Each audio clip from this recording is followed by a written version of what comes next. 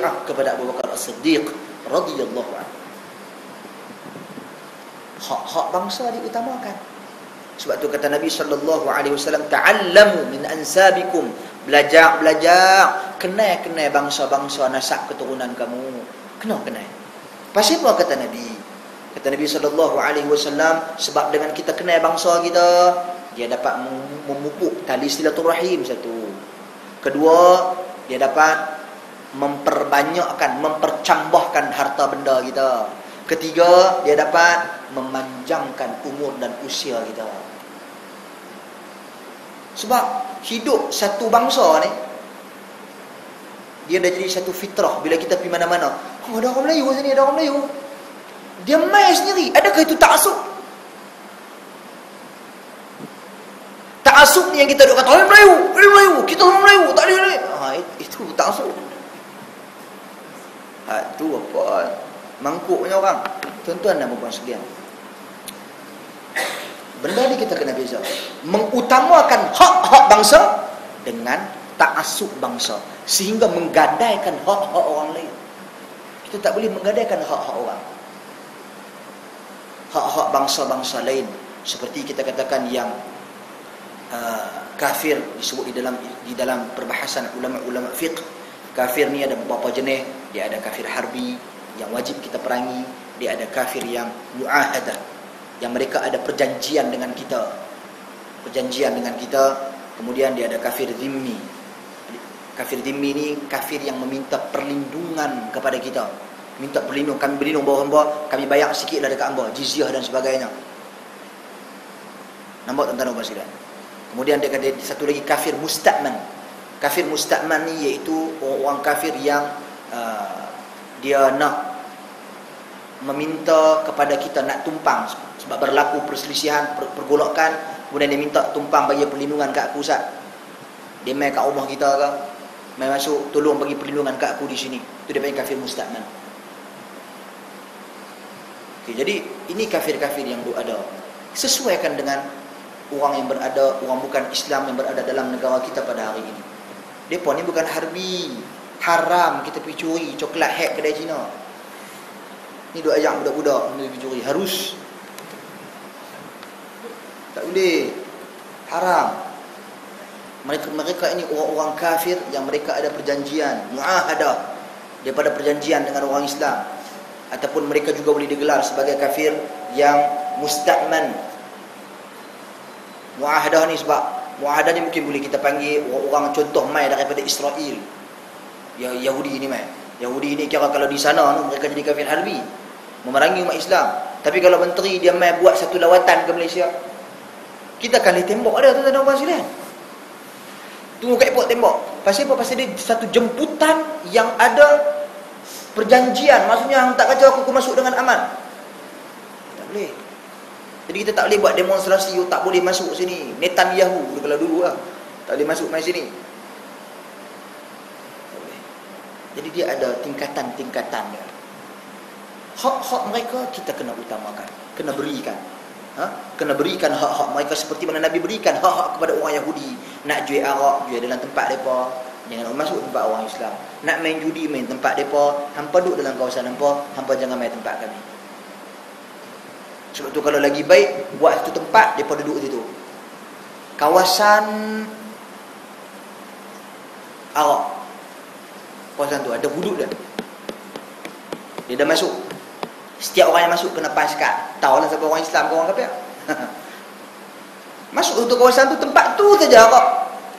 Kalau orang Islam masuk, dia no entry. Dia terus bunyi siren, tring tring, ada orang Islam masuk. Contoh lah saya bagi ni satu khayalan lah. Yang lain bebas arak. Tak ada. Memang tempat lain tak ada arak. Lagu tu boleh buat. Ini berarti menunjukkan bahawasanya kita memberi hak-hak yang cukup kepada orang bukan Islam untuk menunaikan kehendak-kehendak mereka. Kita tak boleh pula kata, mereka ni kerajaan pergi buat tempat khas arak pula untuk ni. Dan memang itu untuk kemaslahatan. Daripada sikap arak-arak dijual di 7-Eleven, jual di rata ceruk, mudah untuk didapati, senang untuk dibeli. Tak boleh ni tuan-tuan, saya salah. Ini perkara-perkara yang saya katakan sikap-sikap ta'assub kepada politik, ta'assub kepada parti-parti tertentu, sehingga mengabaikan prinsip-prinsip dan dasar-dasar agama, membawa kepada rosaknya akhlak masyarakat kita. Ini benda yang sangat menyedihkan. Wallahu a'lam. Seterusnya, tuan-tuan dan puan sekalian, di sana juga terdapat golongan-golongan yang terlalu melampau-lampau, di mana sikap melampau-lampau mereka membawa kepada meremeh-temehkan agama. Ini golongan-golongan liberal yang kita sangat bimbang pada hari ini. Mai je agama tak apalah, kita ni semua sama, kita ni agama ni semua sama, kita nak pi cuma cara kita berbeza. Wanita dan lelaki, perempuan dan lelaki, hak-hak dia semua sama semua. Kita tak boleh pada hari ini hak-hak wanita ni ditindas. Wanita faraid pun dapat separuh je. Tak boleh. Dia kena semua, kena sama rata pada lah ni. Jadi hal-hal seperti ini dibangkitkan. Bahkan di Saudi bermula pada sekarang ni, bermula wanita-wanita sebahagian daripada perempuan-perempuan rakyat-rakyat Saudi, wanita-wanita Saudi mula bersuara. Mana hak-hak kami? Hak-hak mereka apa? Hak-hak mereka nak naik kapal terbang, buka tudung mu. Adakah itu hak? Ini cara Freemason, tuan-tuan dan puan sekalian. Bagaimana mereka nak membebaskan manusia, pemikiran manusia daripada kekangan agama. Mereka bawa teori, mereka bawa slogan hak asasi. Bila hak asasi ni, hang buat apa hang nak buat, buatlah. Yang penting tak langgar undang-undang, tak tu je. Tapi hak dia ada tak? Hak dia tak mau tutup aurat, ikutlah. Sedangkan tutup aurat, undang-undang yang manusia buat langgar lampu merah dengan buka aurat, mana besar lagi hukum dia di sisi Allah Subhanahu Wa Taala. Hukum dia buka aurat lebih besar, tuan-tuan dan puan sekalian. Tak kesulit kedudukan hukum tersebut. Pemikiran yang mengutamakan hak-hak asasi ni, tuan-tuan dan puan sekalian, sebenarnya merupakan satu kejayaan golongan kufar dalam menjauhkan manusia daripada agama. Manusia pada hari ini bercakap tentang hak, tetapi mereka tidak bercakap hak Allah Subhanahu Wa Taala ke atas mereka dan hak mereka ke atas Allah Subhanahu Wa Taala, yakni tanggungjawab mereka kepada Allah. Sedangkan Nabi bila bercakap dengan sahabat, Nabi tanya, apa hak Allah, apa hak engkau kepada Allah Subhanahu Wa Taala? Apa tanggungjawabmu kepada Allah? Nabi tanya sahabat. Sahabat kata, Allah wa Rasuluhu alam, aku tak tahu, Allah dan Rasulullah lebih mengetahui. Nabi kata, ayya'buduh wa la yusyriku bihi syai'a. Sembah dia dan jangan sekutukan dia dengan sesuatu pun. Kemudian Nabi tanya, apakah hak-hak Allah Subhanahu Wa Taala pula ke atas engkau? Yakni tanggungjawab Allah ke atas engkau apabila engkau telah menyembah Allah dan tidak menyekutukannya dengan sesuatu pun. Dia kata pula, Allah wa Rasuluhu a'lam, Allah dan Rasul saja lebih mengetahui. Apa kata Nabi? Memasukkan engkau ke dalam syurga. Ini yang dibicarakan oleh Nabi dan para sahabat. Tanggungjawab manusia kepada Allah dan apa yang bakal Allah balas kepada manusia yang melaksanakan tanggungjawab mereka. Pada hari ini tak, benda itu bukan dibincangkan. Yang dibicarakan, apakah hak-hak kami telah tertunai? Apakah kerajaan, apakah manusia, apakah masyarakat telah memberikan hak-hak mereka kepada kami? Hak-hak dunia manusia. Tuan-tuan dan puan sekalian, bukan kita bercakap hak-hak tu haram, hak tak boleh dibincangkan. Tak. Tapi tentang hukuk ni, hak-hak di sana ada garis panduan. Kita tak boleh berikan hak kebebasan. Lah ni yang orang bukan Islam nak sangat-sangat, sebahagian daripada mereka nak hak kebebasan bersuara pasal apa? Pasal nak cakap apa saja. Islam tak bagi cakap apa saja. Islam tak bagi. Man kana yu'minu billahi wal yawmil akhir falyaqul khairan aw liyasmut. Syarat-syarat nak bercakap dalam Islam ni, cakap benda hak baik ataupun diam terus. Adapun hak kebebasan pada hari ini, depa nak cakap ikut suka depa. Depa nak maki orang, depa nak kutuk orang, nak jadi seperti kehidupan kononnya demokrasi total di Amerika. Demokrasi lah tu. Kami nak demokrasi yang macam tu, penuh. Biar pi nak cakap apa pun cakap. Siapa menilai lah masing-masing. Tuan-tuan, sebenarnya matlamat mereka bukan pada pemerintahan saja. Matlamat mereka nak pi kepada merosakkan akidah umat Islam. Biar pi orang-orang bawa ajaran sesat cakap, biar pi dia cakap. Dia ada hak untuk bercakap, betul tak?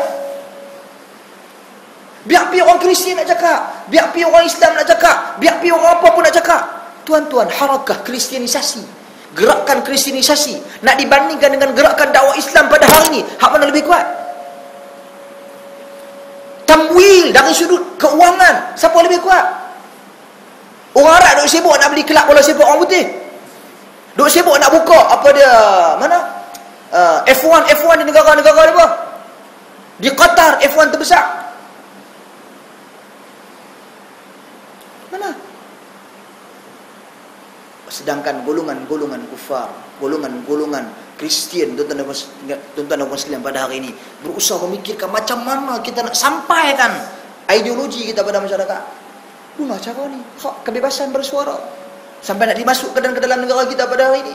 Hak kebebasan bersuara sampai nak wujud cadangan-cadangan dan idea-idea supaya Kristian jadi agama rasmi. Saya tak mau boleh panjang, saya tak baca banyak lagi. Saya nak tengok dulu, nak study dulu sikit lah. Sekiranya benar itu yang diutarakan, itu cadangan yang diutarakan, ini menunjukkan bahawasanya suara-suara manusia mula bebas. Adakah ini yang kita nak? Biar semua orang cakap. Tuan-tuan dan puan sekalian, apa yang paling dibimbangi, sekiranya benda ni mendapat sokongan daripada orang yang akidahnya la ilaha illallah. Ini yang paling kita takut. Sagi bukan mesti apa, sagi dia duduk tepi dengan seorang-seorang, dia kata, biar pergi kat mereka. Apa masalahnya?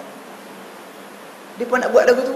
Mungkin itu idea mereka, mungkin itu cadangan mereka, mungkin kita orang Islam kita kena kuatkan lagi lah. Duk kena kuatkan lagi.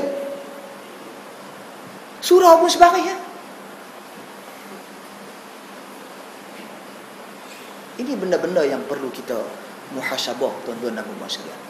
Jadi ini sikap golongan yang melampau-lampau dalam meremeh-temehkan agama.